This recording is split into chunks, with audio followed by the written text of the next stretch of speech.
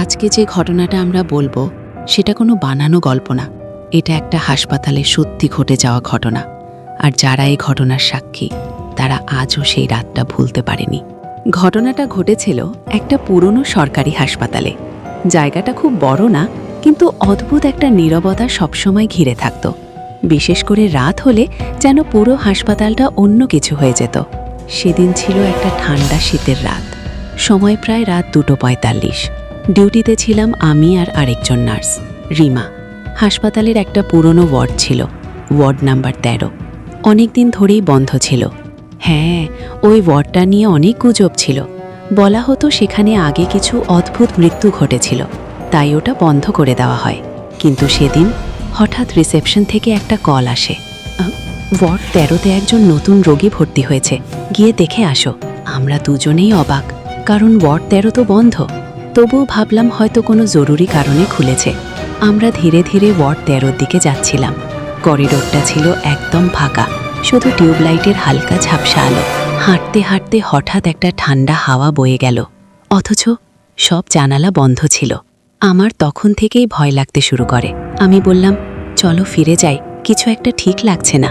কিন্তু আমি বললাম, না, আগে দেখে আসি, হয়তো সত্যিই রোগী এসেছে। আমরা দরজার সামনে পৌঁছলাম। দরজাটা আধ খোলা ছিল। ভেতর থেকে একটা অদ্ভুত শব্দ আসছিল, যেন কেউ ধীরে ধীরে শ্বাস নিচ্ছে। আমি দরজাটা ঠেলে খুললাম।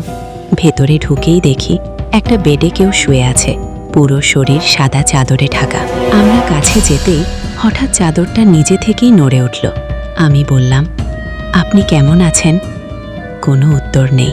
হঠাৎ সেই মানুষটা ধীরে ধীরে উঠে বসল, কিন্তু তার মুখটা দেখা যাচ্ছিল না, পুরো অন্ধকারে ঢাকা।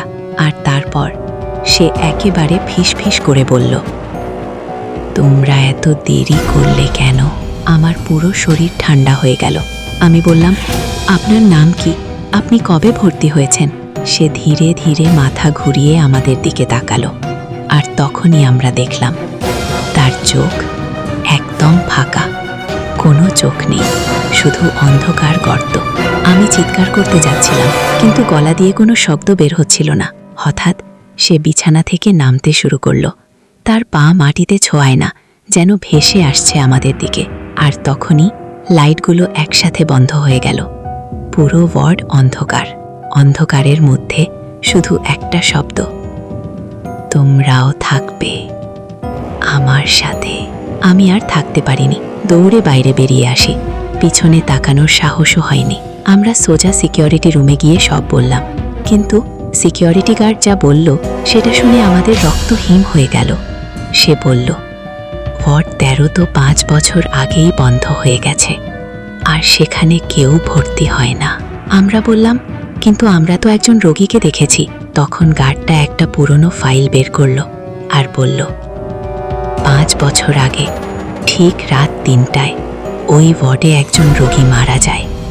তার শেষ কথাও ছিল, তোমরা এত দেরি করলে কেন?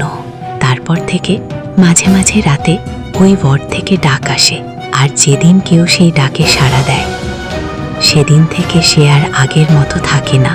আজও সেই ওয়ার্ডটা বন্ধ, কিন্তু রাত 3টা বাজলে করিডোরে কেউ যেন হাঁটে।